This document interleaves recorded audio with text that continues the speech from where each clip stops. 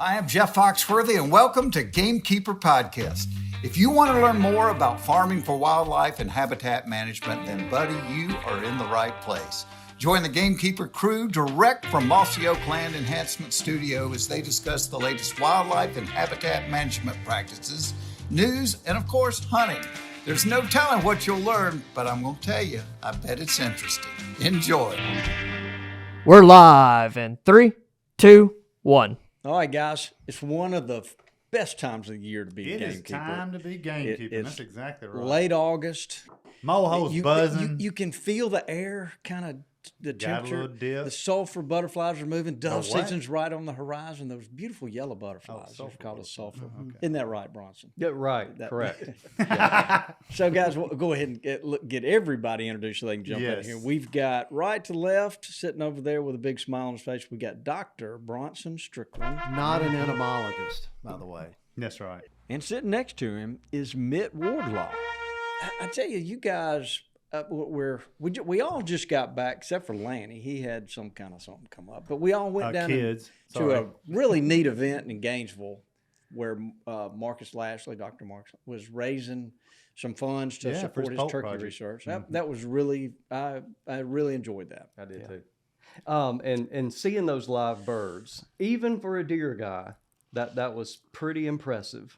I seeing couldn't those believe turkeys, being able to interact with them so closely, it was fascinating. I saw some of the photography and I asked Bobby, I was like, you didn't bring us one home? You know, that'd be great to have around the office. That's for sure. Yeah, they were really cool, and listening to them talk and chat. That's what I was thinking, and I didn't get a chance to go, but I was like, man, I would just love to lay in there and just listen. To the noises that they're making. Some of them were raspy, some of them were high pitched. Yeah. Some of them were more talkative than others. A lot of micro clucking going on. Oh, was you it? just barely hear it. Bubble clucking. Yeah, those little mini purrs was quiet. Yeah. Lanny, you could have put a cricket in your pocket and he'd have got on the plane with you too. I bet he would have. No doubt about it. I've always wanted a couple in the yard, you know. They love crickets. There's no doubt about that. But look, here we are, late August though. Mitt, I'm looking at you. It's an exciting time because people are fixing to start. It's here where we are. Guys up north have been doing it, have been planting for a while, but right now it's our time. Yep. And like usual, there's a little bit of hint of rain, but not much. Everybody's waiting on the rain. How does that?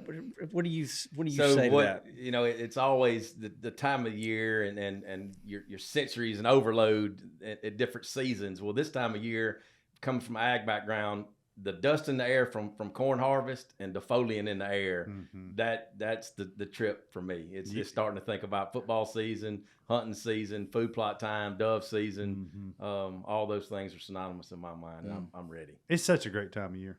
I used to love going down that last hill on the way to the Mississippi Delta, and you could start smelling that defoliant. Yes, sir. And then, you're going west, and that, like you said, all that dust in the lower atmosphere makes for a better sunset. It really does. Yeah. You hit the nail on the head with that. So you guys are here, y'all. The business wildlife investment. We've been talking independent. Bronson, you've been here numerous times. You may even be the most frequent guest we've ever had. I know he is. Yeah. I mean, he was the first one. I know that for sure. Yeah. And Mitch, you've been here a time or two. The podcast you did when we had that freeze about 3 years ago. Oh, that was a great one. It really was a really good educational podcast. Yeah. Both of you guys are super smart in what you do, and now you started wildlife investments to help guys be able to manage their properties. Would you tell us a little bit about that? Yeah. So that's been a brainchild of mine and Bronson's that we've been talking about for a long, long time. And over the last 2 or 3 years, we've really put legs to that and started organizing our thoughts and developing a team. But really the concept goes around wildlife management and habitat management. And so if you think about, property management from the neck up and coming alongside these landowners to help, develop the ideas of whatever resource concern they may have, whether it be increased turkey populations or I want to grow bigger deer, whatever that is, we've got basically a dream team put together. If you have interest in turkeys, we got Marcus and Will on board. Quail, ducks, of course, obviously deer. When we all get in the room, I'm generally the dumbest one in the room. So we've got a really, really good team put together that somebody can come to our organization, and whatever resource concern they have, whether it be food plot, habitat management, or the biology of whatever critter they're after, we can absolutely help them with that. So it's been a lot of fun putting it together, and we're growing like gangbusters, and so we're having a lot of fun right now. Well, it makes a lot of sense. It does, and your background in ag too. Just talking to you earlier about how prescriptive y'all are getting with even within the food plots about soil types and drainage and everything else. It reminds me of when the precision ag rolled around a few years ago, and y'all are taking that mentality to wildlife, and it's really cool. That's a great analogy. Well, thank you, Bobby. Yeah. Lanny comes up with every now and then. That blind hog will find it. It is precision. But when you say dream team, you're right. Having gone to school with some of these folks, and just being around you guys in and around the university, y'all just got all the golden children from y'all got it. It is a dream team. And I can say this too, and they probably won't. But one thing that I've observed is there's a lot of great wildlife biologists, in this circle. And so you can't get on social media without, seeing a myriad of guys out there that are doing this service. But the need that I saw and what I've observed is a lot of these guys that are out there selling their service are really regurgitating what these guys are saying. So why not give, the landowner an opportunity to go straight to the horse's mouth, the guys that are doing the research and putting that stuff on the ground, giving them opportunity to hear it straight from their mouth. And I can say too, just by knowing Bronson a long time and Lashley too, they love the animals. It is a pure love for the animals. It really is. And they come from a hunting background, which to me gives you more perspective, obviously, on what y'all are doing than anything. So yeah, they're not just scientists. They're real practitioners. They're real practitioners, right? And Bronson, you've been exposed to so many thoughts and why people asking why and having a budget to go try this and that. Some of the things you've learned, we probably hadn't been able to pull it out of your mind yet, just everything you know about deer and how you could apply that to making a guy's place better. It's been a lot of fun. I have really enjoyed. I was analyzing deer data last night, and so I'm actually getting back to doing some of the things that got me into research to begin with. So that's been probably the funnest thing for me, is understanding that.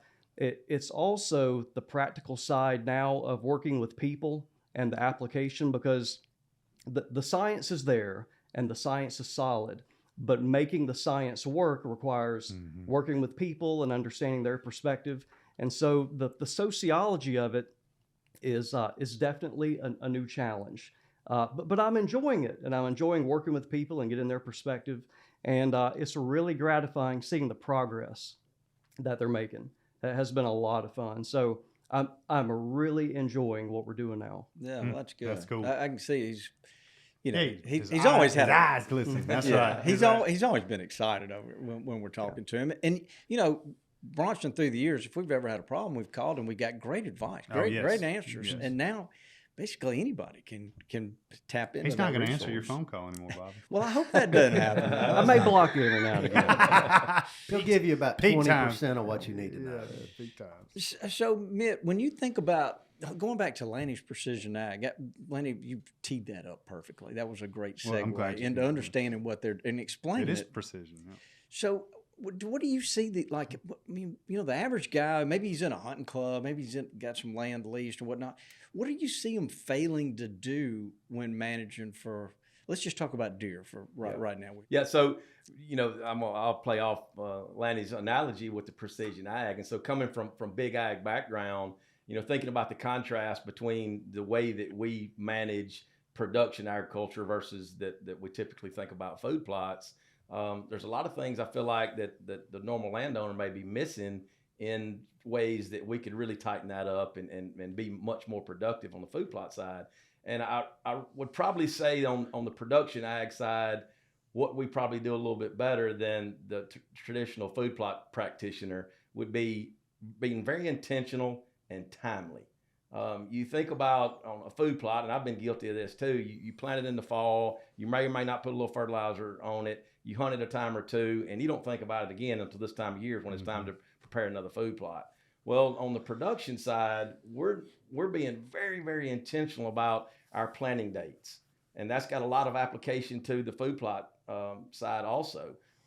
We're very intentional about the varieties and hybrids we put and where and why we're doing that, and the understanding of how that affects the yield and the success of that particular species that we're putting in there. And so there's a lot of parallels that I think we could learn from the production side that we could apply to the food plot side on, again, going back to the varieties that we put. Not all varieties are meant for, every soil type or every drainage pattern. And if we can really dial that in, we can be much more productive in our food plots, just like we're doing on the production side. So, I would probably say being intentional and timely with the decisions that we're making could make a big, big difference.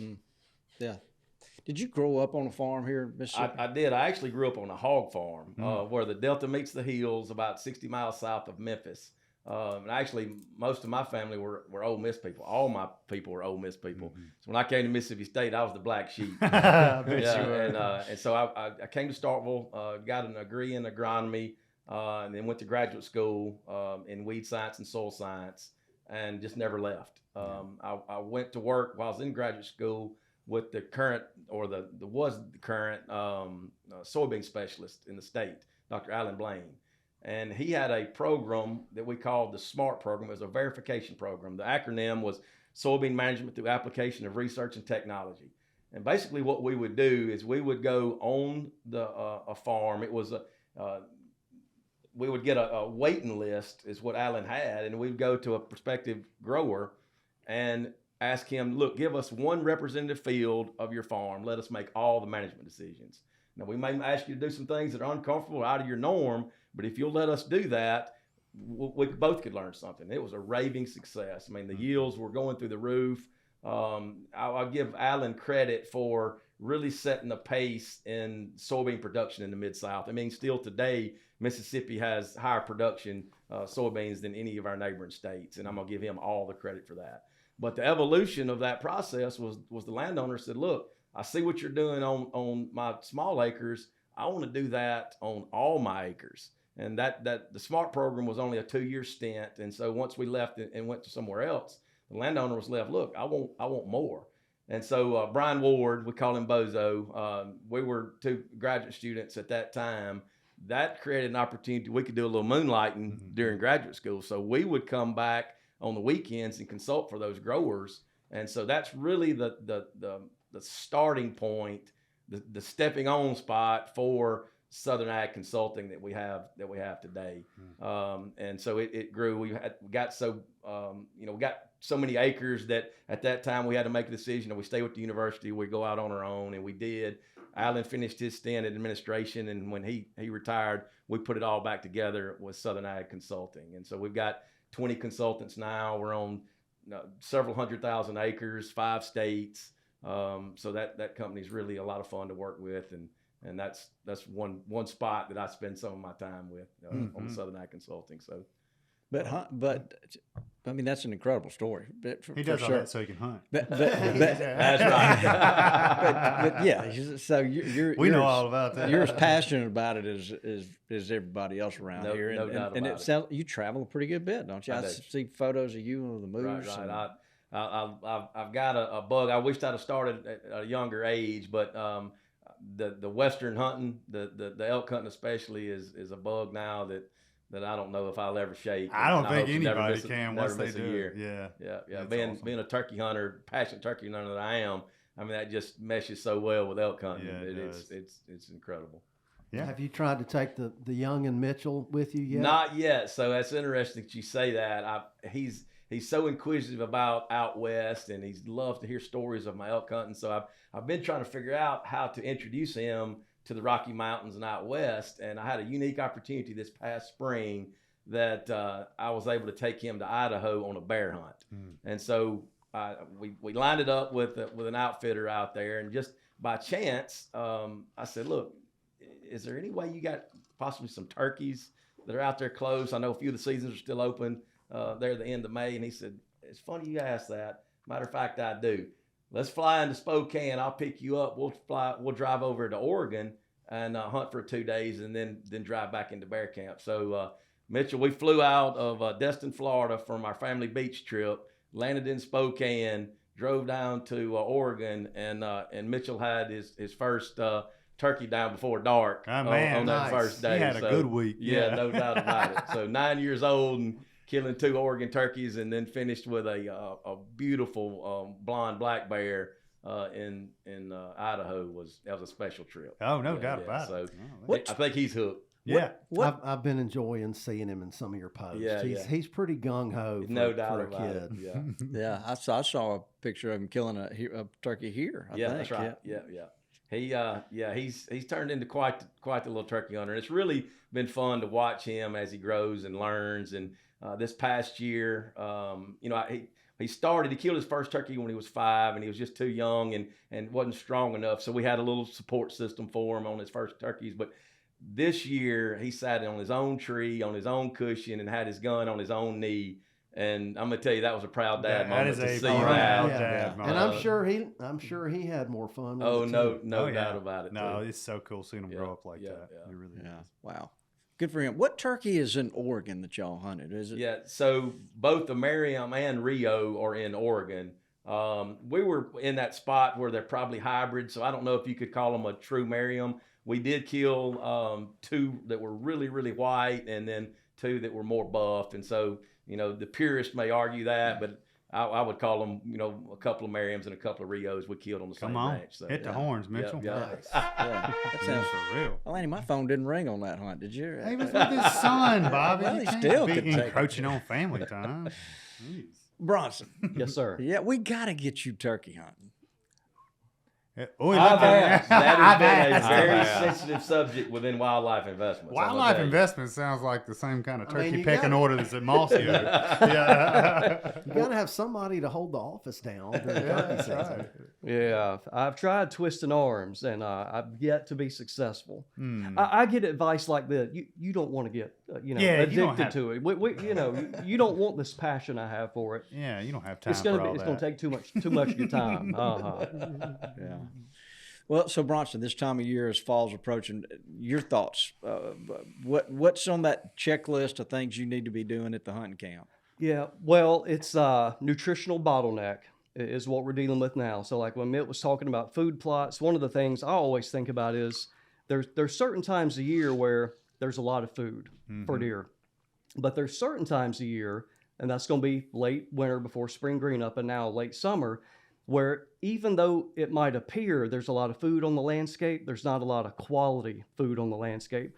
And so it's really trying to think about how we can maximize and modulate the amount of food that's out there 12 months out of a year. Thinking about that a lot. Thinking about, we got doe harvest coming up. And, when I talked to my state deer coordinator, William McKinley, and other deer biologists, is for whatever reason, because it's a lot of work, we kind of fail to always recognize how many does need to be harvested each fall. Mm-hmm. And going back and looking at some of this deer data, it can just be crystal clear that there's too many mouths. So the biggest thing I'm seeing is that there's a big relationship with deer density, that it gets so old when a biologist says, you got to kill does, you got to kill does, you got to kill does, but it's still so important. And it gets to be so much work every fall. And some of the clubs we're working with, when they're killing 100 does, 200 does, it becomes overwhelming. But the thing about it is still so critically important, and it's having a big impact on deer quality. So some of the things we're incorporating a lot of new information, but some of the information is just the tried and true things that people often neglect because it gets kind of boring. And it's you've been recommending doe harvest for 20 plus years, and you kind of fail to see the importance of it, but it keeps creeping back that it's more important. That's a lot of what I'm seeing this time of year. Yeah. Also seeing our timber markets in Mississippi and the Southeast. Good point. And the I'm glad effect you brought that up. that it's having with food production, and not being able to thin those timber stands. The value of even some of the harvest of some of the saw timber now isn't what it used to be. And so that over years and years is having a big effect. I hadn't thought about that. Yeah, there's properties in the Southeast that, they have good food plots, but that's about it. Yeah. And they're like, I can't get my trees thinned. No. What do I do? We're having to think way outside the box, Dudley, on solutions for some of that. And when you think about, how do I accomplish those? Because we're having to go to very unconventional methods now to do that, because them leaving on a log truck going to the mill in some places is not even an option. Yeah. Isn't that just mind blowing? It really is. Yeah. I mean, Bronson and I, and to the point of we're trying to put our money where our mouth is we've started investing into properties and fixing those up and to resell. And in the last property that we bought, we were in that situation. So we actually had a logger come in that we kind of bartered with him to come and get this timber. You can have that timber if you will thin this at that. So, I mean, really it was an expense to us to get it thin, but understanding the impact from long-term timber growth and the recreational value from a wildlife side, it's imperative that we thin that timber. And so I think we're going to see a trend of that more and more, of us having to think outside the box. Yeah, which is so contrary to, used to thin your timber to get some money to work on your wildlife. Right. Wow. Yeah, speaking of wildlife investments, that second word, investments, if you talk to your money guy, they're going to say you need to diversify. And, with investments, you diversify. You don't really put all your eggs in one basket. And so I think that's what a lot of us have done in the past, and we're reaping that. Well, if you're paying attention to the markets and what's driving land prices, I mean, it's the recreation. It is recreational. Exactly. It is not the timber value. Nope, not anymore. We actually, on some of our new clients, we'll have them fill out a survey just so we can get to know them and understand their objectives a little bit better on what they want to do on their property. And one of our questions is, how do you value these particular things from 1 to 10? And we'll have turkey population, big deer, aesthetics, timber value. And inevitably, that timber value is, we don't want to be poor stewards of that, but the landowners that we're dealing with are clearly telling us that is not my number one goal. My number one goal is recreational, and I want to increase my turkey population. And I think land values are a reflection of that. That's what's driving the land values now, is the recreational value, not necessarily the timber value. I agree 100%. Big deer, Lanny. Yeah. I mean, and just a place to go, the sense of place that you get now, and, with your families and everything else. I mean, having a track, even if it's a small track with a lake on it, I mean, the amount of value you get out of that is more than the timber value. It really is. So, it's I've seen that myself watching the land market over the last. And I think it's going to get that. Historically, that's been very subjective, from the recreational value. But I think we're moving into a spot now to where we're going to be able to quantify that. Yeah, and the old school landowner guys were like, hey, if we can deer hunt on and I'm, get some good cash flow, that's cool. But now it's coming. I mean, they're just seeing the value because the timber values aren't there. You think the timber value is going to come back? I think so. I mean, I'm certainly no expert in that. And I'm, hearing, all the rumors and the talk in there. And I really think it's going to be a reality of what new markets are we going to have for the timber. I mean, what end products can we develop from the wood that we're growing? And we need that type of mentality, from the end user side and the mill side. What new markets can we create? Because we have certainly got a surplus of wood, especially in the Southeast, that we need something to consume it. No doubt about it. I really like too when you and we got a forester on board too, so he can go out and cruise and get a sample of the property, project the value of it. But I really like putting this on the client and asking them is, here's the projected value of the stand 10, 20, 30 years down the road. What is that value worth to you relative to what you're giving up on the wildlife side? And I don't think a lot of them have thought about that. is they kind of have the cake and eat it too, like a lot of people do. But then when you really quantify, here's this value that you may or may not get, because it's going to be based on a market 2 or 3 decades from now, but what you know you're giving up the next 2 or 3 years. And 9 times out of 10, it's like, I would rather go with the reason I'm on this property, on this club, or bought this property is to enjoy right now and next year and the year after. And I know I can do that versus the long-term risk of that market. So again, it's always be opportunistic and capitalize on that opportunity you have with the timber. But let's just put it in the right place and thinking about what you want in the short term and long term.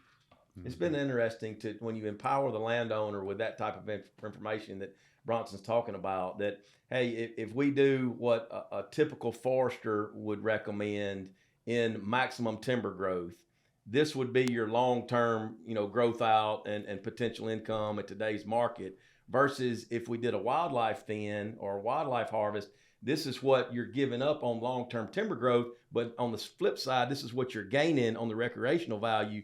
And you give both those scenarios to the landowner. It's been really interesting to watch which way he's leaning. And so to be able to give them that and quantify that in real money has been very empowering to the guys that we're working with. So. And a lot of these wildlife spacings on trees are, those trees are way far apart. Yeah. But for example, you try to get rid of that place and sell it.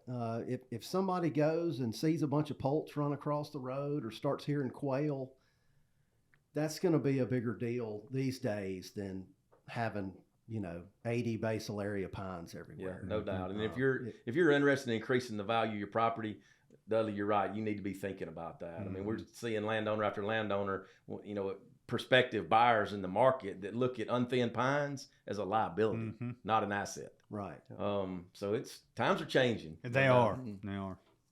So adjacent to that, if a property's got wild pigs, is that, you see guys going like, ooh, I don't want to have that, because if you got a pig problem, I may not be able to knock a dent in them.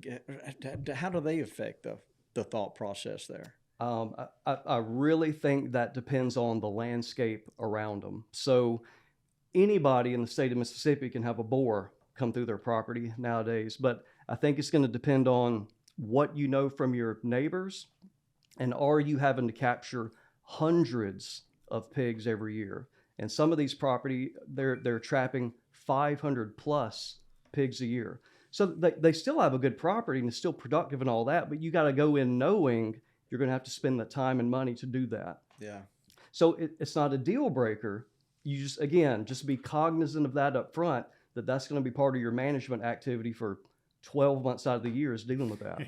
Yeah. The local guy, Rodney Johnson, I think he traps with these big pigs. I think he's one of these that's been 400 to 500 pigs a year. Yeah. But it seems like I recently heard that he's been able to kind of take a little bit of a break, that he kind of got on top of them. Oh, yeah. I mean, we're feeling that, I think, in this area this year, which is interesting. And I don't want to, jinx us by any way, shape, or form, because they'll show right back up. Yeah, but my pictures have dwindled a lot this year. Yeah, go Rodney.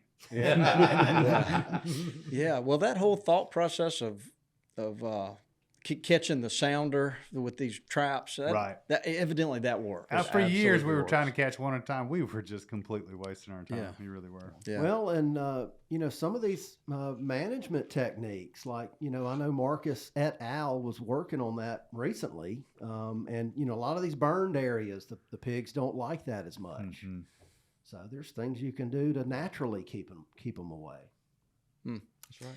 Well, let's talk about fall planting. So right now, it's Mitt, and you're with your agronomic experience, are you thinking I'm gonna go ahead and try to get something in the ground early in September and hope you get a rain and get a jump start on your food plot, or are you waiting till later in the And I may be a little bit biased coming off the last 2 years when we had a really dry fall and we couldn't get the food plots up, and so most of the food plots really did, whether you planted them early or not, you really didn't have a food plot until on up into November the last couple of years. And so coming behind 2 years of that, you get them out of the ground, and then shortly thereafter you get into a cold snap, the food plots aren't growing, and really it gets into March before you have a productive food plot.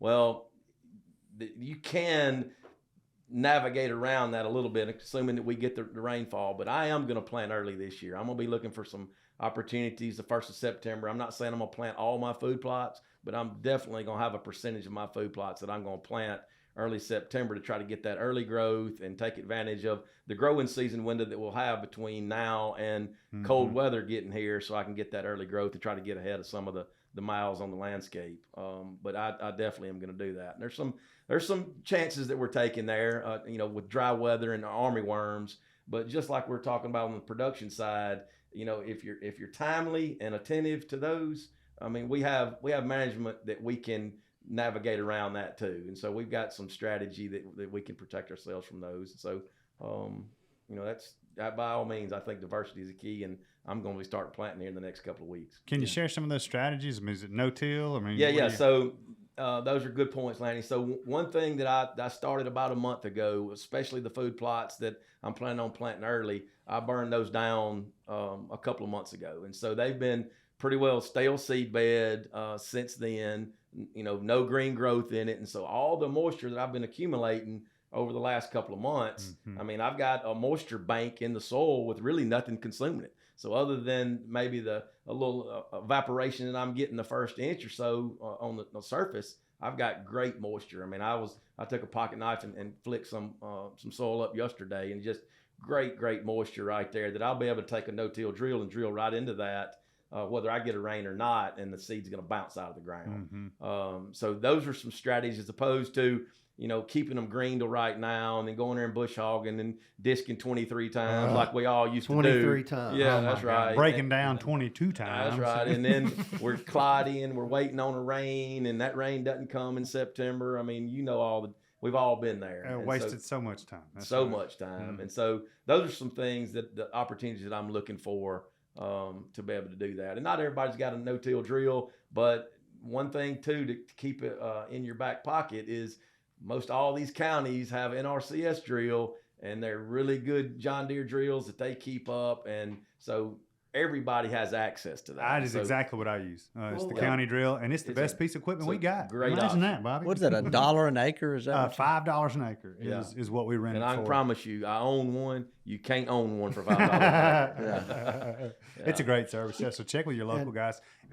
One more question. On your burn down, when you're burning down that early, are you just glyphosate, or is there something else to make you? Because my experience, of course, if I get a rain after I burn down, and something green's going back in there. So is there a specific prescription? And that's something too that, again, being very attentive to what you got going on. So if you can understand the weed spectrum, because your land is going to be different than mine. So if you can understand that weed spectrum, that could really enlighten you on what herbicide programs are going to be best. Generally, glyphosate will do that, and you may, depending on when you start burning down, you may even want to burn down twice. Because if we get that untimely rain with no pre-emerge down, I mean, we're going to get another flush of grass, and so it may be a couple applications. There's some pre-emerges depending on your individual, weed spectrum that we make it help, buy you another 20 or 30 days of weed free. But just being attentive of what's my weed spectrum, and be very intentional about the herbicide program to match my weed spectrum. Gotcha. And are you going right back in and drilling over that thatch? Or are you burning it? No, well, it depends. I've done it both ways. And so if you've got some real tall food plots that got away from you maybe early in the summer and you burn it down and it's waist high, I've used fire to eliminate that. But if you start out early enough, even those taller weeds, if we can kill them, will melt down, give you a good thatch, and that just gives you more protection against that moisture conservation that we're looking for anyway. So the thatch is a good thing. Yeah. And you mentioned disking 23 times, which all of us are guilty of. That was in jest, but not really. No, it's the truth. But you don't really have to do that. You mentioned burning it down. If you don't have the no-till drill, of course you can do some of the poor man's no-till methods, but you can still use conventional tillage.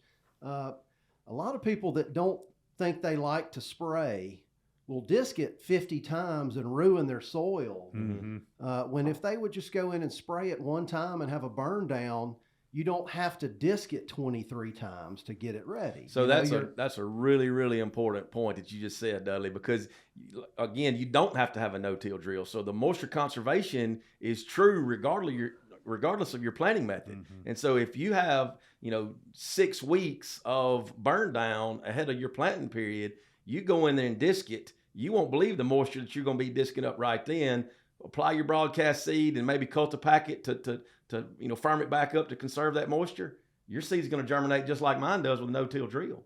And that plow is going to go through that field a lot easier. Yeah, because all those roots would have rotted. Yeah, A lot of people will spray and then they'll go in 4 days later when it's starting to turn yellow. Yeah. And the roots haven't had time to decompose, and so it comes up all cloddy. That's right. And there you go again. You got to disc that 23 times. So this way, that way. 2 passes on that burn down will look better than 23 passes without. I promise you. Exactly. Yeah. And you're not damaging your soil as much. Yeah. So.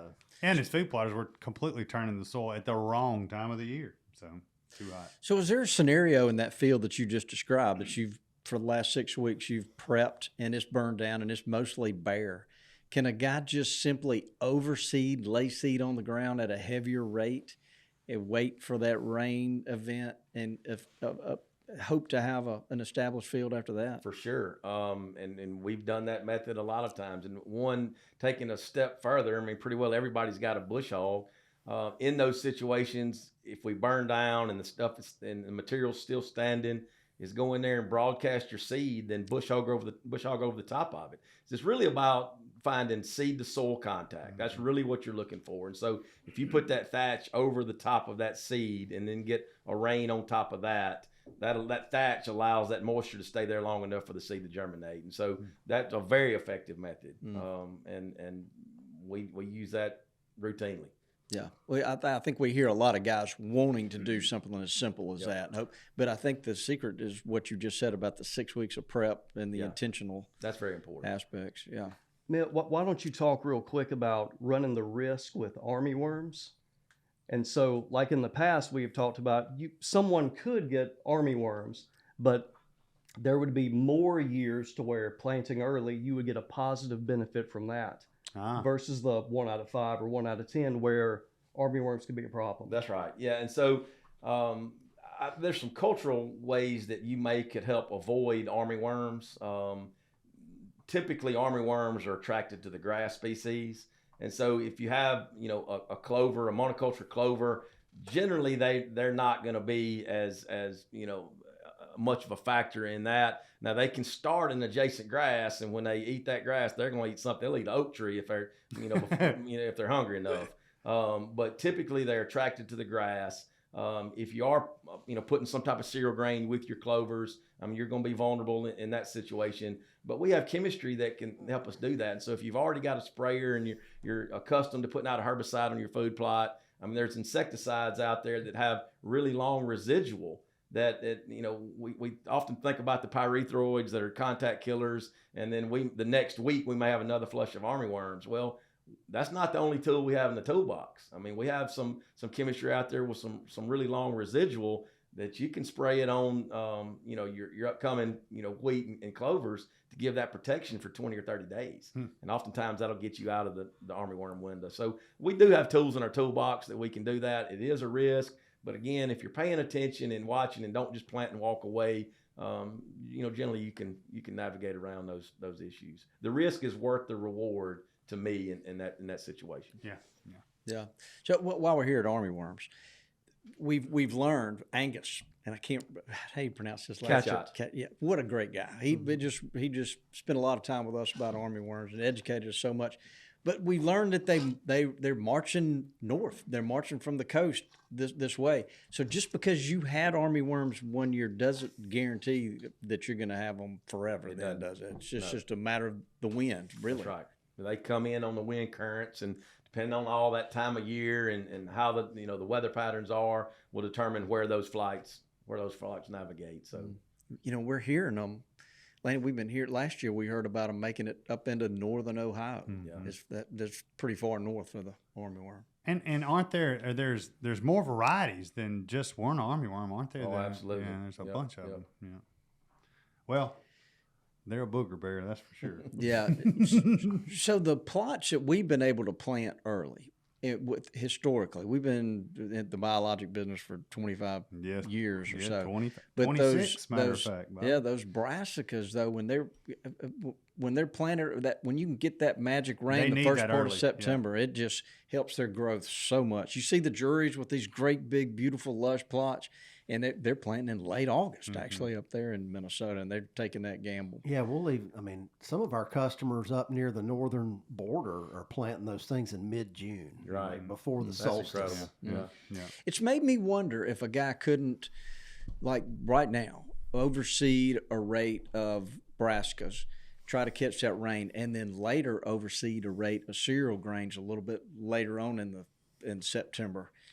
If a I think Dudley's had success doing that, hasn't he? Yeah, actually later, no, I've never goofed around with that. But yeah, I guess you could put brassicas out at a little bit lower rate, maybe 5 pounds an acre, and get them up in September or whenever you plant them, and then come back 3 weeks or a month later and overseed it maybe with some clovers and cereal grains when you have more reliable soil moisture.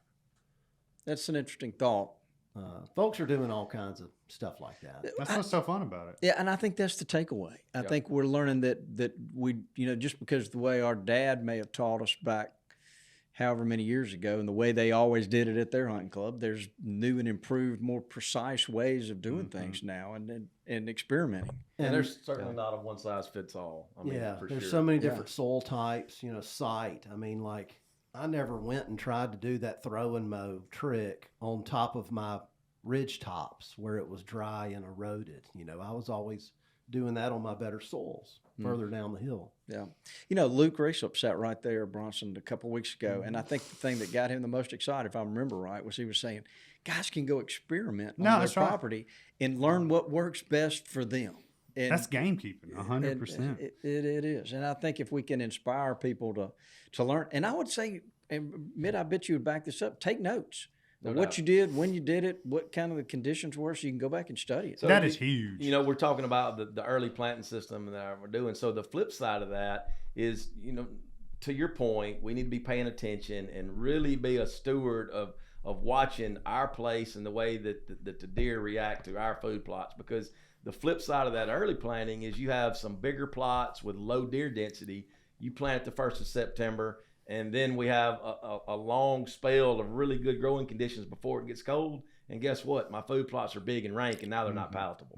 And so, seen that before. Yeah, and so you really got to weigh in the number of mouths that I've got to feed against the number of acres to really fine tune that planting date to try to hit that happy medium, because you can overcompensate the other direction too. So from a percentage perspective, are you going to plant 50% of your plots early, or is it a third and a third and a third? And so in my particular situation, I hadn't really done the math yet, Lanny, but it's probably going to be closer to a third. And I'm really thinking more about the places that I want to concentrate, bow hunting, so I can have some, very intentional food plots and close proximity to bow stands that I know have been productive in the past. And that's where I'm going to focus. Early on. I can see Mitt. I can see his wheels turning, but I bet he's thinking, well, I'm going to bow hunt here. But then come about around Christmas when these deer are chasing, this is where I want to be, because this is a good rut area. Going to have some different kind of groceries No doubt about it. And not only that is, the different soil types, being very intentional about the varieties that I'm planting, when and where. So my rifle stands versus my bow stands. And when I'm thinking about turkey-centric places versus deer-centric places, there's some varieties that I'm absolutely going to avoid in some food plots that I know the turkeys want to be there in the spring. There's going to be some varieties that I do not want to put really tall stuff. Really tall stuff. Yeah. And when you're talking about soil types, you're not just talking about a soil test, what that says, but actually the composition of the soil. Yeah. By the name, is that how you're figuring it? Well, not specifically. When I'm thinking about soil types, I'm really thinking about surface and internal drainage. Okay. That's what's going to affect probably more so the variety that I'm going to put there than others. Is that, a good example would be Balanza. Balanza, it's almost hydroponic. It is unbelievable the places that you can grow it, that it responds really, really well. as opposed to a crimson clover. It wants a dry, well-drained site. Alfalfa will be another example of that. And so those two varieties, they are not going to grow good in the same spot, generally speaking. And so being intentional about, picking those varieties for when that and makes where. sense. I wish somebody would develop a short Balanza. I do too, Dusty. Mitt, are y'all getting excited about like you getting pictures right now and seeing you recognizing your bucks, your velvet bucks, and have you got anything that I'm you? embarrassed to say I don't have one camera out yet. I'm gonna fix that. There you go. Yeah, I don't have one camera out yet, but I'm fixing to fix that. This velvet season is really interesting. It's coming on up pretty soon, isn't it? Yeah, it is. I think it's in the 12th through the 14th. I think, if I'm not mistaken. So in a couple weeks. Yeah, it's not very far at all. Oh, wow. But it's. I mean, if you can get a good if you can key in on a velvet buck right now, he's a lot easier to pattern. He got that summer head on. That's but right. they are hard to find. That little season comes too quickly for me every year. Yeah. I've always got something else going on. I'm planting food plots. That's Yeah. right.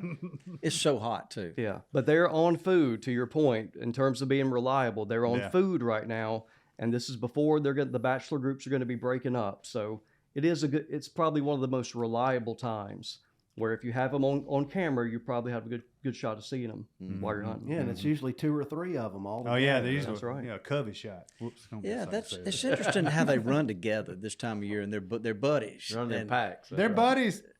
Well, except for 6 weeks out of the year, pretty much. It's when the testosterone comes back in their system. Yeah. They're no longer buddies. Yeah. Then it goes out and they're buddies again. Yeah, It's that's such when they a- get to It's such an competing and amazing fighting, animal. just It like really high is. school. Yeah, that's Yeah. right. Yeah, That's that's right. right. That's right. Bronson, are you have you got some cameras out? Are you watching some stuff? For clients, yeah. So that has begun. It will really begin probably second week of September all the way until October 1st. But yes, we will be spending many weeks, 40 hours a week looking at photos, doing buck inventory. Are y'all seeing? Sometimes people say that mature bucks are leery of cameras. Have y'all got an opinion on that? And you think there's anything to that? Some are, some aren't. I hate to be that simple, but bucks are individuals. There's absolutely evidence where a buck will avoid a camera. And was it that style of camera? Did it make more noise? No. Nobody knows. But Yeah. then there's some that will go 20 times a day. You get a photo of it. Yeah. Go ahead, Lane. Every buck I get a picture of is looking at the camera, then I never see him again. I don't know what the deal is. So, Mitt, my thoughts on this. Correct me if I'm wrong. You're a deep thinker, I can tell over there. But so, like, I'm 5 years into this little place. I'm thinking he ought to know it's there by now. It's been there for 5 years. I don't think I'm bothering him. But if I go move a camera and put it somewhere, I'm trying to think in my mind, well, he's probably going to be a little suspicious It was you that of was this. telling me about this the other day, that you had a buck and all you did was move a camera just like facing another direction. And oh my gosh, there he is all of a sudden. Yes. Hadn't gotten a picture of him all summer. Yeah. But what's your thoughts? I don't know. I have no data to support this, but I almost think through observation that it's cultural. I mean, no different than we've got properties that we work with that a mature buck will walk out into the food plot at 3:30 in the afternoon. And then we have other properties that the only time you're going to see a mature buck is 3:30 in the morning on your camera as he walks by. And so I think that the same type of aversion that they have to things like that, they may have from cameras also from a cultural standpoint. I don't know. I don't know how to understand that or think about it, but I have made those observations from site to site. It's got to be pressure related. I mean, food, water, cover, pressure. But theoretically, though, Bronson, if he grew up seeing a camera on that tree right there, he's going to get accustomed to that. That's not going to bother him. Until there's some negative reinforcement. So all what you're talking about are conditioned responses. And so if something negative happens and he associates that negative aspect to that camera, yeah, he could. But most of the time, there's nothing negative that's going on with that. So I don't think so. Yeah. Now, it could be once they detect hunting season has begun, and now there's humans scent on the landscape, and now you start moving a camera around, going to places where they normally wouldn't associate you being. I could see that being a problem. Yeah, that makes sense. But this time of year, I wouldn't think so. An example of that would be having a camera on a corn pile, and every time they come to the corn pile, they get shot at. I mean, that would be that negative response, and they associate that with that camera. Let me see Or the here. corn pile. Or the corn pile. Man, I told you Mitt was smart. He figured that out. But can y'all imagine, like 15 years ago when cameras flashed? I bet that freaked some bucks out. Oh, no doubt about it. I would have to think Well, so. I mean, a lightning. Sometimes when you're 20 feet away from a camera, it's really not much of a difference as a distant lightning strike and a camera flash. I'm with Bronson, though. They're also individualistic. I mean, some of them are just slicker than other ones, and those are usually the ones that end up being bigger. Imagine that. Some of them are like Bobby and some of them are like Lanny. Two totally different people. Yeah, we are.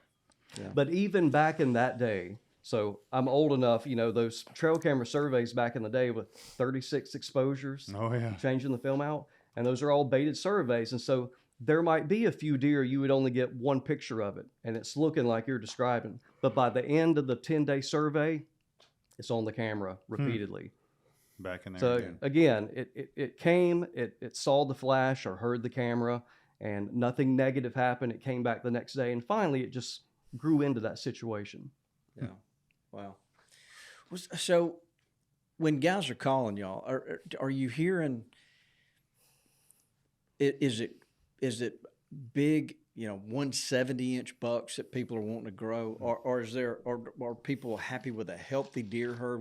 Where do most people want to land there? Because my mind kind of goes to the 170, 170s, of course. but I don't know that everybody's like that. But what are most people thinking?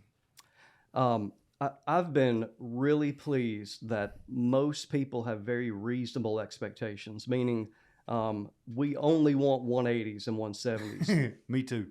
Most people are 130s, 140s at maturity, and occasionally us being able to see and harvest 150s sustainably. That's more what they want. And, they recognize you can do everything right, and growing a 170 or a 180, that's an anomaly. That just doesn't happen very often. But what you can do through management is consistently producing 140s and 150s. And most of them want that.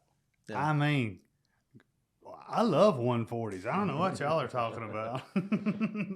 That's a good point, though, and it kind of goes back to expectations. And look, we got listeners all over, and in some parts of the state, it's unrealistic to even think about a 170. But there's somebody else might be Jeff Foxworthy's got a farm over in South Georgia, and they grow 150s, 160s, and the occasional, non-typical that'll scoot up there in the 190s. They can do it.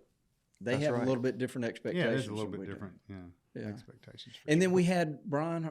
Remember Brian Harmon? Yeah. He admitted, look, about 125 is about what we're going to. He's on the coast of Georgia over there, and he recognized that right off the bat. I mean, if you're in Mississippi, 130 or 40-inch buck is a great buck. I mean, any which way around, I'll consider that a mature whitetail. Bronson, you can validate that. And most of them are really 125s. Yeah. I mean, 148 point is a freaking stud. It is a It stud. is. I think so. But even within Mississippi, it depends on where you're at. Yeah. So if you're down on the coast, I mean, the average mature buck may only be less than, 115, 116. Yeah. But if you get over into the Delta region, the average can be 135 to 140. Mm-hmm. And so it all depends on decades of having a landscape that is producing a lot of food. It is all nutrition based. When you get within the South, now comparing the South to the Midwest, that's different. We don't do that. But within this area, it's all food based.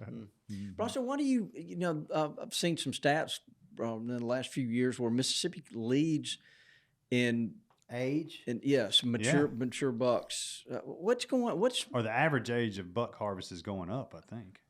Yeah, I want to say it's the ratio of 3.5 plus in the harvest. What was the metric? That makes more sense.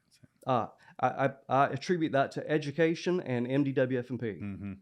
They do a hell of a job. They do a wonderful problem with educating people with the DMAP program, and they have just had a concerted effort working with MSU for the past 20 years talking about this, and I think it's paying off in that regard. Yeah. Well, that Age structure is all, it's not, it has nothing to do there with habitat management or doing your food plots right. That is all about restraint. And so people being educated to give it 1 or 2 more years. And I think that's education. I remember sometime in the 90s, it was like overnight. You went from just seeing a bunch of 1.5-year-olds to seeing a lot of 3-year-olds. It happened quick. Well, that would have been the mid 90s with the 4-point rule, right. Good or bad. Right. And so we showed some negative aspects of that relative to antler development and later in life, but it was very effective at protecting the yearling age class and getting a greater proportion to 2 or 3. Yeah, we were kind I of. think that's when it started. Yeah. We were kind of high grading the deer herd there for a number of years. Absolutely were. So, Mitt, has your son? He's killed some turkeys. What about deer? Yeah, he has killed a few deer. He told me this past season in the deer stand, we went to one spot that we weren't going to shoot any does. He loves to shoot a doe now, man. Hey, I like this guy. Kindred spirit now. And we went to a spot that was hard to get to. It wasn't convenient to shoot does. I said, look, we're buck hunting tonight. Dad wanted a relief from that skinning knife. Yeah, that's right. Yeah. And so I looked over at him one time. We were watching some turkeys in the food plot, and the deer were starting to come out, and he was looking down at his boots, and I said, "What's wrong, dude? We got deer in the field." He said, "I hate buck hunting." This little man wanted to shoot. Man after my own heart over here. Yeah. So that's what I'm dealing with right now. Yeah, So yeah. he loves it. The switch will flip. Right. Yeah, it will. Well, for he sure. sounds like he's going to be able to help you manage that No, place. no doubt about it. Yeah. That's Yeah. my favorite part He's of your every trigger season. man for Yeah, sure. That's fun stuff. Well, it's interesting, when he got started, when all of us got started, though, I love to hear how people introduce their kids, and sometimes when you put these parameters on them about what they can't do, and it takes some of the fun out No, of it. you want them to have fun. That's what I want Yeah. to do more than And, anything. And look, we went through this. Talk about the 90s. It was just everybody was defining success as a 170-inch whitetail, and that's unattainable for most people, So we got to encourage people to enjoy what they got and to wisely manage the resource and get out there and use it. So there's my soapbox if you got anything about it. But we're eating our own young, and I think that's changed dramatically over the last few years. People have, I think that the whole attitude around Everybody loves hunting a big deer. and we're Young seeing Bobby. guys now that are way more into cooking their venison than they used to be. There used to be just a few recipes. Now it's Biggest just, recruitment tool we got is the stomach, no doubt about it. I mean, Natasha, we had a young lady that works for y'all, but Natasha, hearing her story about Yeah, She's got an being incredible story. It really is an incredible vegetarian story. and smelling the meat cooking over the venison cooking over at the left field lounge. That's a great story. And hearing the story about, so if you come from a different background, it's all about industry, meat production. Yeah. And a lot of people find that unpalatable, pun intended. Gotcha. But her hearing those stories about people hunting and then the quality of the meat and then being able to consume it right there, it really took something like that to change her mind. I love hearing those stories. Well, I really do. in my mind, the hunters being more about the meat and eating and that experience, that is so important to painting the really positive spin on hunting. But to take it a little bit further, when a guy is managing his property, when he is doing all these things that you guys are doing, managing the timber for wildlife, and there's so many more animals benefit from that than just the consumptive species. And it's got to help songbirds. It's got to help everything. And so it goes right back to hunters are taking care of nature and where they can.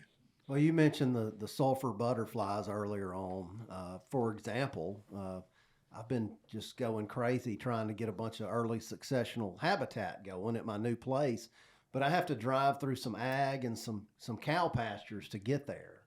And I don't see any of that, driving on the way. But as soon as I pull into my gate and I see all those wildflowers and things everywhere, I mean, you can look and see like 40 butterflies flying around in your view.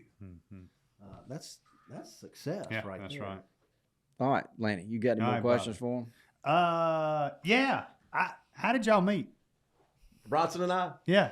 So you probably don't remember this, but when I was early on my trajectory of, everybody has that succession of or evolution becoming, I like to kill quantity, and then I move into quality. Oh, and then yeah. we move. So I know, yeah. So early on in that evolution, when I started getting into land management and started getting interested in big deer and learning the fact that, hey, I may have a little bit of influence on being able to grow a big deer, I keyed in on Bronson. And so I would go to his office and ask a bunch of dumb questions and really starting to hone, my thoughts and Bronson was very, very humble and gracious to let me come in there and ask all those dumb questions. That's the way we met. He probably doesn't remember that, but I don't know as we started, working our paths started crossing a little bit more from mine and agriculture and his and wildlife biology and whitetail management. We started, being in similar places and working in similar crowds. And so that friendship started to develop at that time. And we just had different talents and look, what would it be like if we put all this together? Yeah. It's huge, yeah. So at school, and he helped me a lot on the agronomics stuff. So that was really educational for me, taking an understanding of that to the next level. Well, yeah, all y'all studies, food plot studies and things. I bet you called him a lot.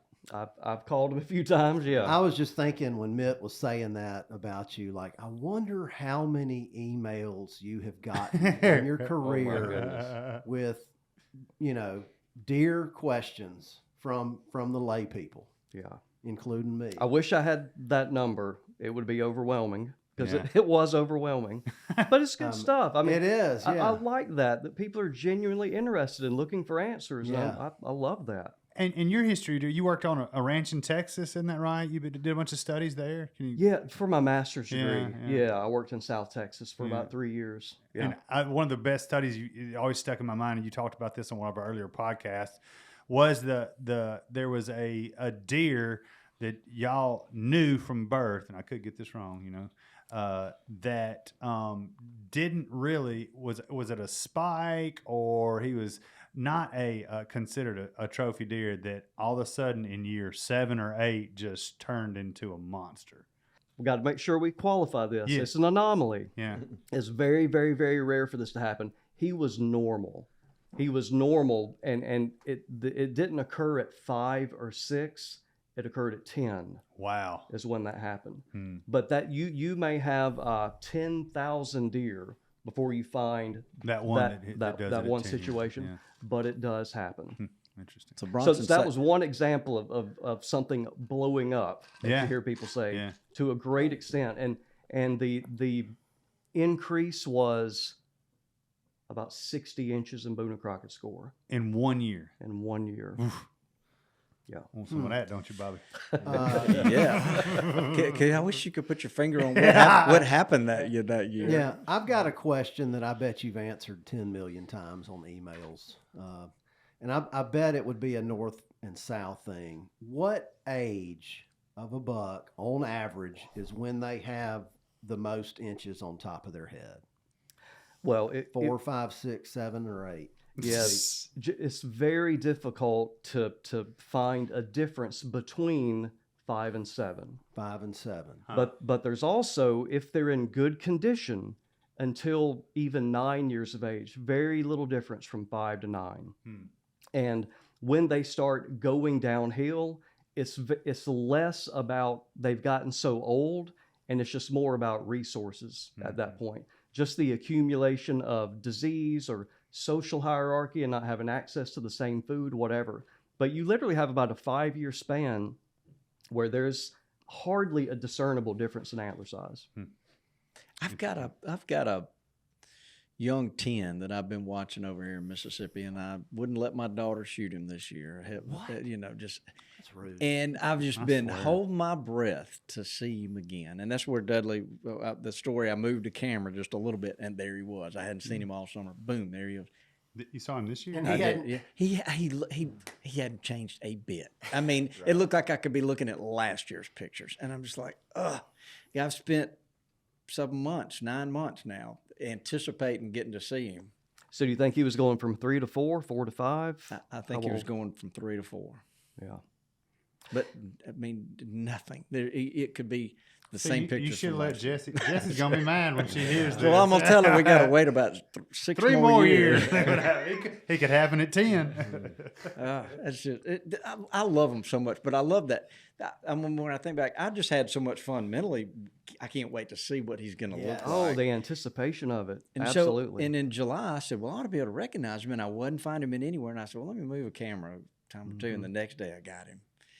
I know that really stinks. That's not average. So typically they're going to jump 15, sometimes 20%, but that's the average.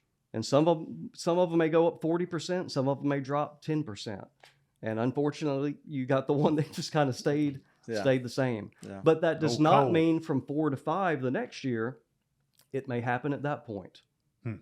Good point. There's still a chance. I got Tell something to look Jessie forward to. she can't shoot it again. You keep getting older, and they're staying the same age. That's right. There it is. Oh my goodness, Dudley, you got any rapid fires for him? I got one for Lanny. Okay. Is there greater buck movement during a new moon, a full moon, or any of the crescents, any of the waxing? I think that the moon phase affects hunter movement more than deer movement. Ding, ding, ding. You know, he is teachable. He read the Cliff Notes. We have Mariah on, you know. That may be one of the best successes right there. Completely interesting. I've spent more time talking about that and listening to you about that, and it's just fascinating to me. Yeah. It really is. And I hope, you know, that y'all's trials and I've called it Mythbusters before. I love to see that kind of information coming out. So Because there's so many just old wives' tales. yeah, there are, and lore and everything else. So it's good stuff for sure. All right, we'll try this. All right. I don't really have a good finale one, but all right. So I'm going to say, Mitt, you answer first, and then Bronson. Oh, come on. But y'all do it we're going to do this at the same time. I'm not going to ask the question. Hey, did y'all know that Dudley got a shot of Robin Hood the other day? Actually, I think that's like the 11th time I've heard that. Well, I shot a Robin Hood the other day. Good for you. Congratulations, Doug. All right. Are you ready? Did you get bloodied for your first deer? Yes. Yes. Pick 3 favorite sides for a meat and 3. Turnip greens, corn, and black-eyed peas. Come on. Okra, black-eyed peas, potato. No mac and cheese. Okay. Do you prefer green beans from the can or fresh? Oh, wow. Fresh from my grandmama's pot. Yeah. Oh, fresh. Well, those salty canned green beans are not bad sometimes. But, all right. What is your favorite saltwater fish to eat? Mahi. Speckled trout. What is your favorite saltwater shellfish? Scallop. Lobster. Yay. Do you usually clean deer with a folding knife or a non-folding knife? Non-folding knife. Non-folding. What is your least favorite non-native invasive plant? My least favorite Kogan grass. Yeah. Sericea would be one. Man, there's a bunch. What is a non-native plant that you're kind of okay with? Forage wheat. I'd say the same Y'all thing. are cheating on the food plot stuff. You know what I mean? Name 2 of your favorite native forbs. Beggar's lice and partridge pea. Desmodium pokeweed. All right. And last but not least, when you were younger, could you do a long wheelie on a 3-wheeler? I could. I could not. Great. That was good. I was thinking it was going to be the other way around. 110. 110, baby. Was that in high or low? I was in high. Yeah, buddy. Don't you have a 110? Who's got the 110? The old 110 got stolen, but I do have my stepdad's 185. There we and go. It is it's probably got less than 50 hours on it. Nice. That's a cream puff. That Yeah. is. I bet Mitt was rough on some equipment when he was growing up. Yeah, my dad was pretty stingy on buying us, so I had to rough everybody else's equipment up in the neighborhood. Yeah. All right. Look, we've got a trivia question. Mitchell over there. Would you please let's turn this over to Mitchell? We got a review today? I think so. Yeah. We have a comment. What did the comment win? Bobby? Yeah, they win a companion's t-shirt. Well, we're one episode away from doing the Ryan Kirby posters. And what about the Sunday golf bag? Well, we're going to do that next week. Okay. I would like to throw in a bottle of Mississippi Red hot sauce. There you that'd go. be good. There you go. There we go. Very favorite by far hot sauce. My kid's favorite hot sauce, too. It is good. It is good stuff. All right. So we got Wood Duck 1414. It's so nice to be able to turn on the podcast with my sons and never have to worry about what they'll hear. Thanks for the great podcast. Wow.